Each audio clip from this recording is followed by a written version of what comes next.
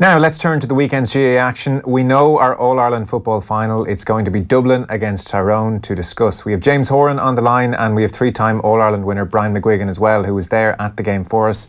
Lads, you're both very welcome. We'll get on to the two games in just a moment. But first, a story which caught our eye in here this afternoon, James. Jim McGuinness to Mayo reports is what I want to talk to you about first.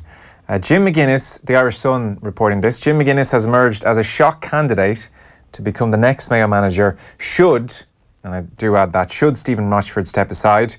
They're saying it's believed that Rochford will decide on his future in the next 10 days or so.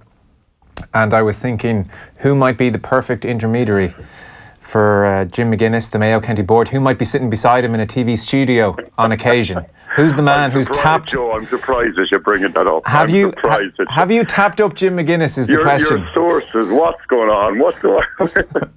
I'll admit it was the first we heard of it this morning as well. You know what? I have no idea what to say to you. Stephen Rochford is the man. He got 2 years extension to his contract last year, and outside that, anything else until Stephen says yay or nay or whatever happens, there's nothing to anything, to be honest. So I know that's probably not what you wanted. You wanted some juicy stuff, but I haven't anything, or there's nothing that I've heard. Stephen Rochford is still manager, so I don't know how people are still talking about us down here.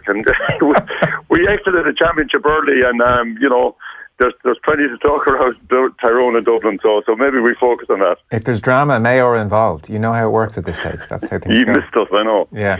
Is the word that Rochford is going to decide on his future in the next week, 10 days? Is that kind of where we are, or do you know where we are? I'll tell you where we are at the moment. There's every type of conjecture and possible permutations being talked about. I've absolutely no idea, to be honest. I keep away from it. But there's been nothing from Stephen, and he's the manager that's there, so he decides. His contract or whatever it is still there, so he'll decide when he's good and ready. Okay, fair enough. Let's turn to Monaghan Tyrone then. We'll start with yesterday first. So, Brian, you were there for us. Not exactly comfortable in the end. I mean, how good, bad, and different were Tyrone for you?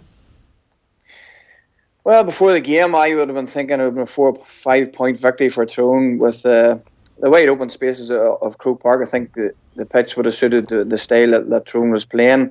And, for the first 20-25 minutes, I'm sure Malachy O'Rourke was pulling his hair out because Monaghan were playing right in the Tyrone's hands. They were going down the centre, and Colin Cavanagh was cutting off ball. Kieran McCann was cutting off ball. And they had committed to go on the attack, and Tyrone was working the counter-attack. And after 5 or 6 minutes, it was 4-1 to Tyrone. Everything seemed to be going well. But then Monaghan gradually worked themselves back in the game. And really, by the time the goal come for Tyrone, Monaghan were in the ascendancy, and it looked as if they were really going to push on. But the three main players that Tyrone always looked to, and Sludden, Hart, and Matty Donnelly really stepped up whenever we needed them. That's a sign of good players.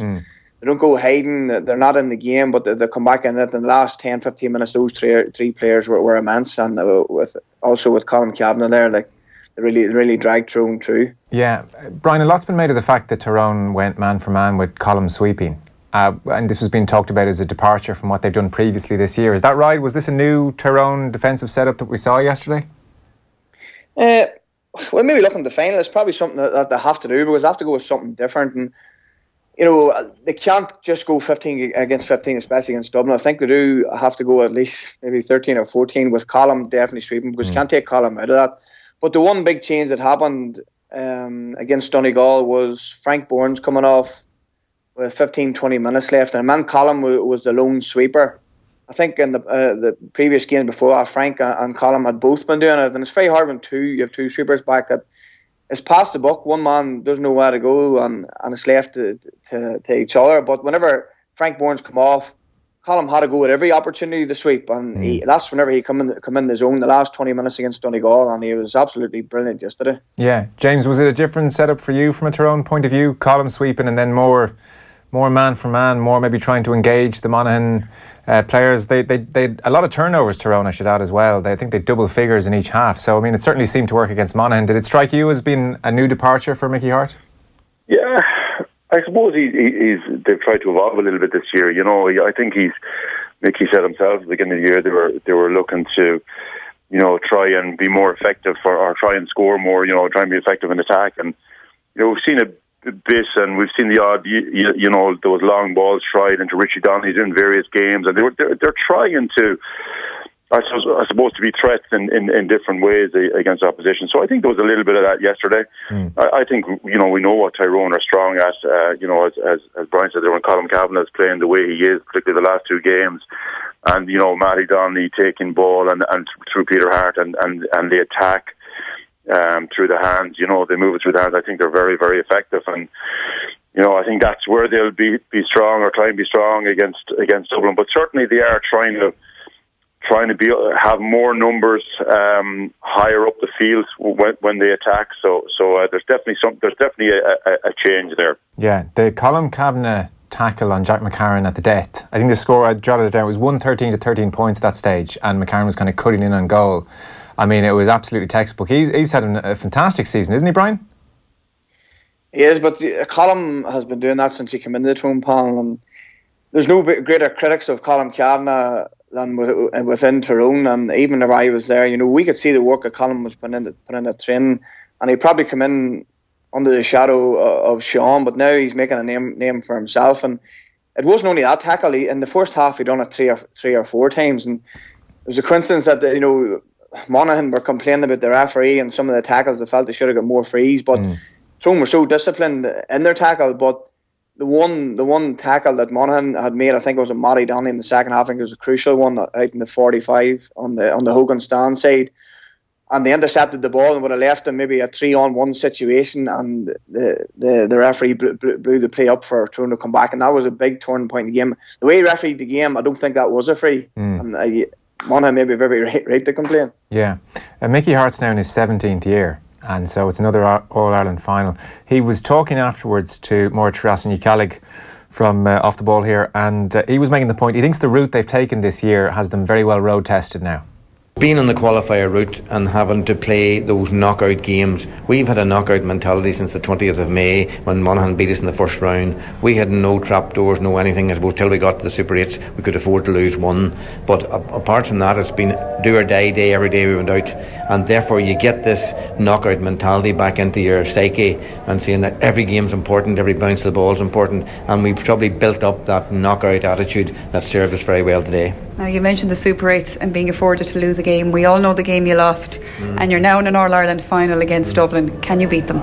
Well, I've said before, if we didn't believe we were capable of beating them, then why would we come to this final at all? So I believe we are capable of beating them, but to do that we'd have to do everything very well to the top of our quality, of our ability, and maybe Dublin need to be a bit under par. If those two things can happen any given day, so I don't know if they will or not, but we'll do our best to play our part of it. When you say your part, you looked at your game today. It was a very good performance. I was handing your team a stats sheet here. Most stats actually were in Monaghan's favour, yet you still came out on top. What is that? Well, I mean, it's determination. It's about creating things rather than, you know, yes, you'd love to be scoring more of what you're creating, but the fact you're creating means that you have a good hold in the game. So even at half time, like it was an 8-all draw, but we had 17 chances. So if you think if we'd taken even half of those, the ones that we missed, we'd have been in a comfortable lead at half time. So we played enough football to be winning this game, regardless of what the statistics may say. The trouble is, though, you can't be missing them against Dublin. No, well, that's it. Hopefully we've got them out of our system today and we won't miss as many the next day. James, the word increasingly from most players, pundits, is you need to score 20, maybe 22 points to have any chance against Dublin. Do Tyrone have that in their locker based on what you saw? Hart referenced the wides there. Yeah, Tyrone had a lot of chances yesterday. You know, they started very well and very efficient. You know, 4 from 4 starting off, and then I think it was 2 or 3 from about the next 13 shots. So they had some wild shots into the goalie's hands and all that kind of stuff. I think Tyrone, we've seen them score heavy this year already, you know, in several games. So yes, they can score, but you know, Dublin are the team. You know, they're the team of the decade. They're possibly one of the greatest ever in how they play and how effective they are. You know, their shot returns, everything. You name it. Like the teams yesterday were under 50% return from shots. Dublin are typically around, you know, 75% and above. So just in terms of their shooting and everything, they're so far ahead. But I think it's going to be an intriguing final. I really do. I think Tyrone are what impressed me about Tyrone is their attitude, their mental strength. They'll want Dublin now. That's the way they look at it. Some teams for me are beaten before they go near the field with Dublin. Oh my God, we're playing Dublin. We need to cover back. We need to drop deep. We need to do this. And I think teams have themselves almost defeated before they go. I think Tyrone will be the opposite. I think they'll want these guys. They'll want to take on Dublin. I think they're mentally very, very strong, and they'll just fancy shaking these guys up, you know. And I think you're going to see Mickey Hart try and shake it up a bit. You know, we've seen so many times over the last number of games, Dublin, teams dropping off against them, letting them come up the field. Brian Fenton unopposed coming up to the middle of the field. Kieran Kilkenny dropping out like the ball handler in basketball, takes the ball. They set wide, they set deep, and then they go through structured play to I suppose, to get in through mass defences. And I think if Tyrone do that, set up deep again, that the game is over before it starts, because Dublin are so equipped now to deal with that. So what about, you know, engaging them higher in the middle third, and just doing something different that will sort of get Dublin thinking? And I think Tyrone, with their attitude and with the players they have, can do that. Yeah. Brian, the scenario James paints there, the bad scenario for the team facing Dublin, is exactly what Tyrone did last year in the semi-finals. So, I mean, you just have to presume, and maybe that's what yesterday, you know, getting in Monaghan faces man-on-man was about. You just have to presume that Tyrone are going to try something, at least try something different this year. Yeah, well, what they tried last year didn't work, but a lot of it had to do with Con O'Callaghan's early goal, and it left Tyrone chasing the game. That's the one thing that can't happen this time. But it just seems to be a drive within these players to do something special, and as James says, they will love playing Dublin. There's no doubt that these players have been umpteen times told about the 2000 team in Tyrone, and they're bound to be sick of it, saying they're not as good as that team. And you can't compare those teams, but they have to go out and have to try and make their own history now. And the way they're playing at the minute, they have been lucky in that, you know, they've been beat twice in the championship, but with the way the games have been coming thick and fast now, they've only really had a week to prepare for every single team. Now Mickey's got three weeks to prepare. There's no man will look at a team more over this next 3 weeks than the Dublin team than Mickey Hart. He'll look at them meticulously, and I'm sure he'll have a plan. My only thing is that it'll come down to the better players. Then in Dublin, any time they're asked any questions, always seem to have answers for them. Yeah, it certainly seems that way. One last very quick one. Malachy O'Rourke had a few crams with the referee, the 3 minutes added on, and just generally felt that Monaghan came out the wrong side of the referee. James, does he have a point? Yeah, I think he does. You usually see in games a lot more at a time than the 3 minutes, you know, particularly when there's so many subs and that kind of thing. So I think look at it in a close game, you look at everything and you analyse everything, and it could have been this and it could have been that. So I thought there could have been a little bit more extra time. Some of the frees, you know, I thought, you know, Brian probably won't agree with me, I thought Tyrone probably got the rub of the green as regards some of the frees. Overall, I know Kieran Hughes got a soft one at the end and that kind of thing, or near the end. But I thought overall that, you know, Tyrone got the rub of the green there. And look, when you lose a game by a point, you look at everything like that, and it hurts bad. And you know, Malachy O'Rourke has been a brilliant manager, and they've had a great run this year. So I'm sure he'll you know, after a few days he'll look back and he'll plan ahead. You know. Yeah, is that the end of Monaghan, Brian? Are they going to come again next year? Yeah, I think the key for them now is maybe to put the pressure on Malachy to stay, and he's a good foundation there. They're young enough. I think the only players that maybe consider their futures will be Vinnie Corey and Desi Moan, and they can replace them with some of the youth that they have come through, the decent under 21 or under 20 team this year. The big question mark for me yesterday was why, and throughout the summer, was why Kieran Hughes wasn't used more. You've seen the threat that he posed when he came on, and they really were depending on McManus up front. And when Paddy Hampshire was doing such a good job on him, that they needed somebody else to be a threat up there. And when Kieran Hughes came on, he did cause a threat, but the problem was he was only on 8 or 9 minutes, and it wasn't enough time for him. Yeah, okay. Well, we'll see how they go over the winter. So Dublin then 124, Galway 212 on Saturday evening in Croke Park in front of 54,717, which is a big drop off. I might ask you about that in a few moments, but Dublin's 124, James. The words I'm seeing to describe it all day in the analysis are kind of things like methodical and undramatic and regular and just process-driven and kind of just almost kind of just a rhythm to it, you know. And 124 is racked up in what looks like fairly easy fashion. Yeah, they're a brilliant team. So it's as simple as that. I think the way they play, I think their understanding, I think their decision making is phenomenal. But underpinning that, their attitude is exceptional. You know, after what they've won and how easy they've won some games, their conditioning, their attitude, their team ethic, all those kind of things, and then their basic skill levels are so high. And then you add that to then their understanding that they have, their understanding of space and how the game is, and they're just an exceptional team. And I absolutely love watching them play and how they go about it. You know, I think teams, and I think Galway are guilty of this as well, are not giving into them, but I think they're playing into their hands a little bit. You know, over the last couple of years, as I mentioned earlier, Dublin are so accustomed now to playing people dropping deep, standing off them a little bit. And so they have so many set plays now that in the game that they go to. As I said, with Kieran Kilkenny comes out, you know, you've Paul Mannion going very wide.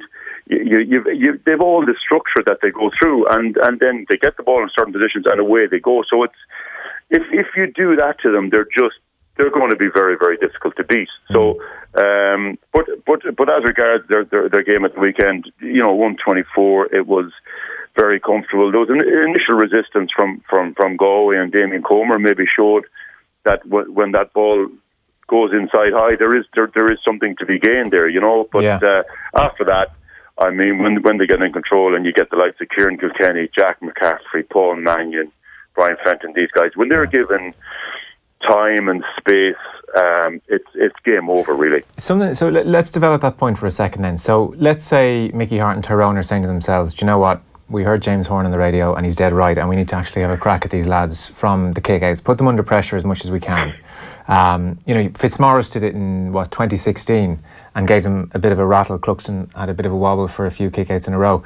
So there was an interesting piece in the Sunday game last night, and James, you can maybe elaborate on all this and tell me the pitfalls and the reasons for and against. So the way Tyrone were trying to counteract Monaghan kickouts over the weekend was almost man marking in effect. And somebody made the point in the Sunday game that actually, you know, this kind of plays into the hands of what will ultimately be Stephen Cluxton in the final, whereby if you're being man marked, you can control where everyone goes and you can dictate where the space is. And what you need to do is almost zonal and have your men closer to the sideline than Dublin's men. So you're either you're closing off the wings as much as you can, and then it's congested in the middle when the ball arrives, and you try and hit them that way. So Tyrone weren't doing that. They were going for man, which maybe was a cause for concern. So maybe talk to us about that dilemma, and then also the dangers of pressing up in Dublin. Like, will Dublin score 4 goals if you press up and they get past? They beat the press a few times. Well, there's multiple things you can do, you know. And take Jack McCaffrey, say at the game of the weekend. You'll remember a couple of the kick-outs for the Monaghan kick-outs that he I'm not saying the Monaghan, but the kick-outs that he won, the Galway kick-outs, where he was sprinting back on the Galway man and put his hand up, and he won 2 or 3 specifically like that. So he was marking the space, but yet, based on the trajectory of the ball, he was judging it that he knew he could get contact on the man when they got there. So they're judging their spacing and getting that right. So they do that very well. But as regards what Tyrone did in their game, I thought on the Monaghan kick-outs they were naive in that they went into the cluster with Monaghan, which is what they wanted to do for the kick-out, and they were behind or inside their men, so that if Monaghan had to make a straight run, they could make a straight run, and then you had the Tyrone player had to chase them. Whereas I think between the zonal and the full, you know, hands-on press, I think there's a hybrid there that you stand wing side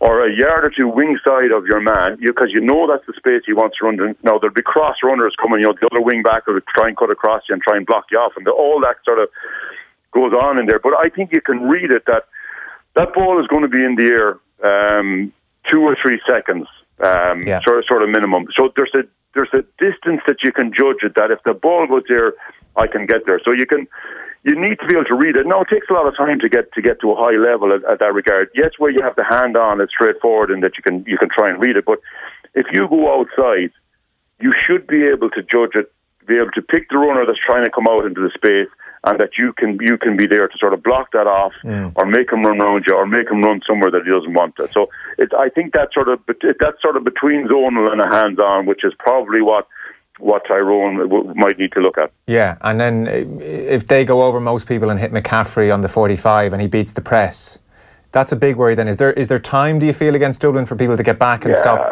big goal chances? I think there is, and it's a good question. Even if you watch what Colm Kavanagh did yesterday, he was coming up for all kick-outs, and even he was supporting on attack, so he was in the middle of the field quite a lot.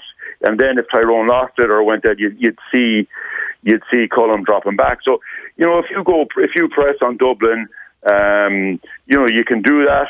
And then as the ball comes, or someone gets it, once the first contact on the ball, so say a Dublin player gets the ball, then you have the guy either on the other side dropping, or you have Colm Kavanagh that drops back so that they have that extra number there to deal with it. But you mentioned Jack McCaffrey. If Jack McCaffrey gets the ball, you're in trouble full stop. Yeah, I know.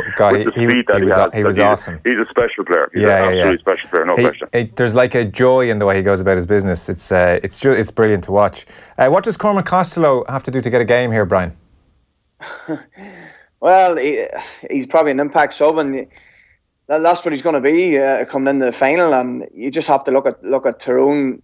Probably maybe public opinion wanted Lee Brennan starting for Tyrone, and Mickey gave into it, and it didn't work. I actually thought him and Kieran McGeary didn't work, but when I actually watched the match back today, Kieran McGeary actually done a fantastic job on Ryan McInnesby, who was a big player for Monaghan in the past couple of games.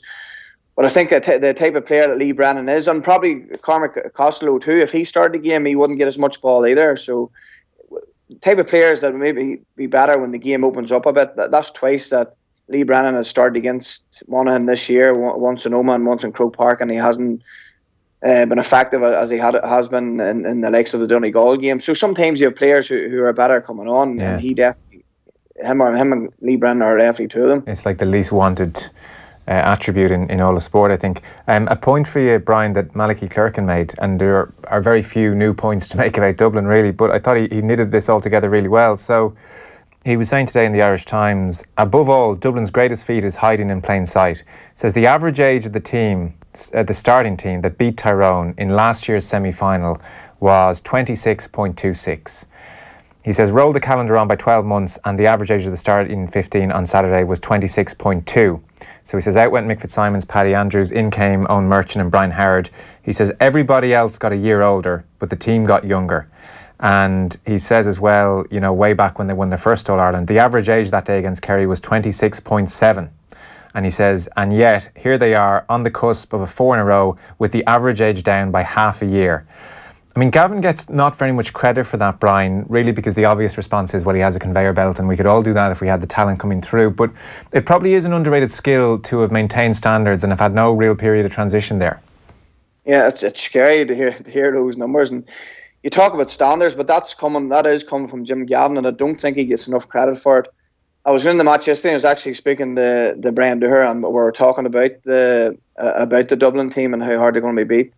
And we spoke about when we would have won the All-Ireland next year after, it felt like a chore to go back to training and to play games, and we weren't at the level we were at the previous year. Jim Gavin for 4 years in a row now has got them at that level all the time. Every match they play, and that's down to maybe having a good bench. Yes, if players aren't playing to their standard, then they're just talk off. But all instances where, like the likes of Roy O'Carroll, Jack McCaffrey went away for a year in between there, but there was no big debate about should we go tell them to stay. Just they were let go. Dermot Connolly's another example where he's just let go and there's no big deal made about it. So even the week previous to this weekend, Owen O'Garrick got man of the match and he didn't game time on Saturday evening. So just shows you where they're at and how far they are ahead of everybody. Yeah, I guess 03, 05, 08. So you're kind of best positioned of any kind of team or group of players to know just how difficult it is to go again and to win it again when you're good enough to do it. It is an extraordinary thing. We just couldn't get to the level, and when we were actually during the year, we thought we were at the level, but it wasn't actually where we beat. We says like we weren't doing this, we weren't doing the same as last year, and right. You know, the thing about it is, no disrespect to the opponents that we have, but we knew come championship time, we knew what the 15 was going to be. Whereas Dublin, it doesn't matter who you are, there could be a new man in. Yeah, no, that's for sure. I guess an inevitable consequence, James, is excitement levels. You know, I mean, it's an amazing thing that they're doing, but clearly, like the euphoria when they beat Kerry in 2011 and won their first one for however many years was, you can't really replace that. And it was noticeable that the crowds were down to just over 54,000, which is the lowest semi-final involving Dublin since '95, and Croke Park was being worked on in '95 as well. So it is a pretty big drop off, 80,000 down to 54. There's any number of reasons, I guess, which kind of collide together. I noticed Alan Brogan yesterday, even in his Sunday Independent column, was saying he was watching the game, and when Galway got the penalty, he said he was half hoping Galway would score just to make it interesting. And he said he reckoned most Dublin fans felt the same, just to see what had happened, you know, see a bit of pressure on this Dublin team. Like, we're talking about a semi-final here. It's a terrible thing, but we all become immune to whatever, and there is probably some percentage of Dublin fans that are becoming immune to the success. Yeah, possibly. Look at it in any domination. You know, we there's a great comparison with the Kilkenny hurlers when they were dominant in their sport. You know, everyone wants the underdog to sort of come through, or wants the kingpins knocked off their perch. You know, I don't think this is any different. You know, Dublin are so dominant, they're so good. Everyone wants to see a challenge. Like if you take the Monaghan Tyrone game, it was skill-wise, it wasn't of a hugely high caliber, but there was an intrigue about it all the same, because it was close, it was competitive. You didn't know which way it was going to go right till the end. So that's what you want. You know, even the neutral supporters were intrigued at the game at the weekend because of that. You know, and when Dublin are playing, like when they were playing Galway at the weekend, I mean, it was so easy.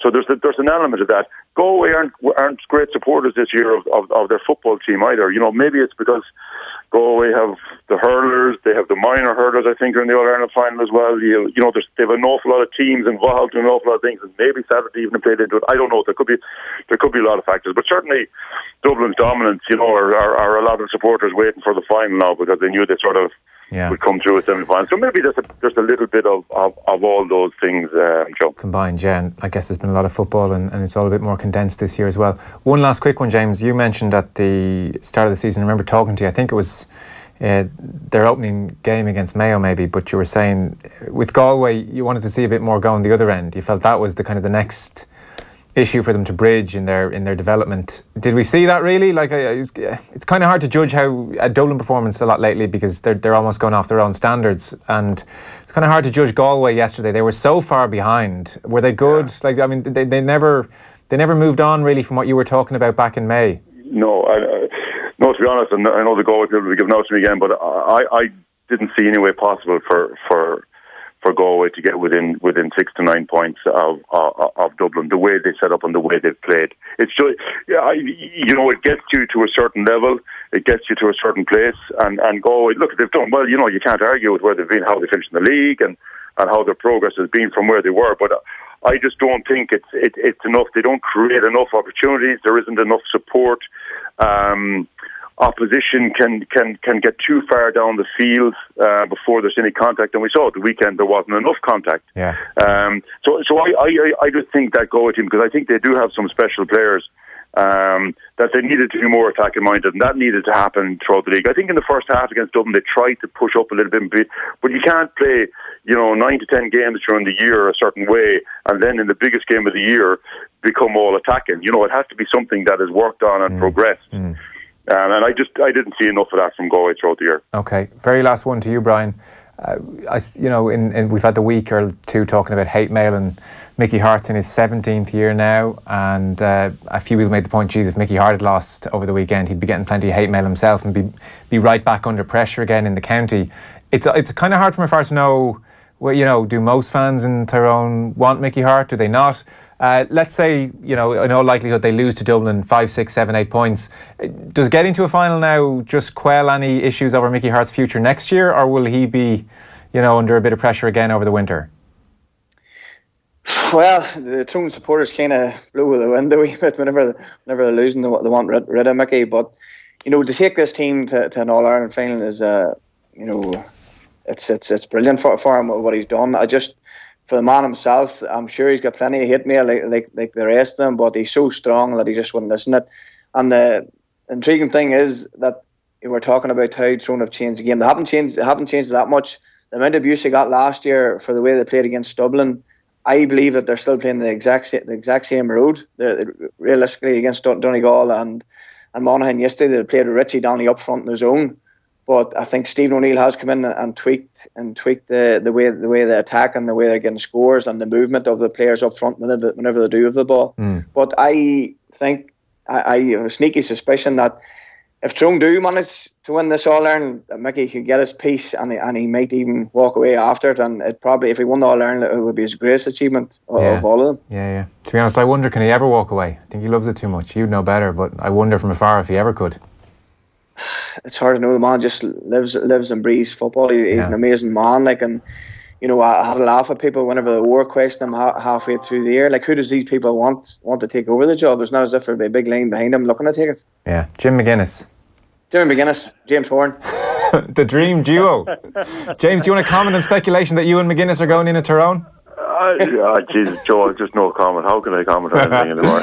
All right, we'll leave it there. James Horan and Brian McGuigan. Thanks very much. Cheers, boys.